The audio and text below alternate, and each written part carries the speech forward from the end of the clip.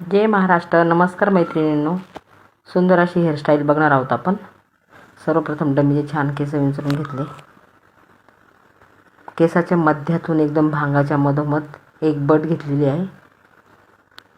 त्याला अशा प्रकारे आपण पाठीमागच्या साईडने टक करून दिलेले आहे. मध्यच्या भांगापासून आपण एक बट घेऊन अशा प्रकारे वेणी घालून घ्यायची आहे. पुन्हा 2 सेक्शन घेऊन पुन्हा त्या साईडला एक वेणी घालून घ्यायची आहे.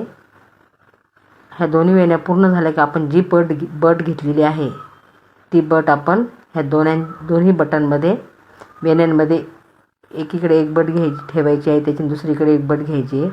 अशा प्रकारे त्या वेण्यात गुंफवत जायचं आहे आपल्याला बटा. अशा प्रकारे पार्टीवेअर हेअरस्टाईल तयार होते ती छान. हे बघा, अशा प्रकारे मी ती हेअरस्टाईल पूर्ण करून घेत आहे.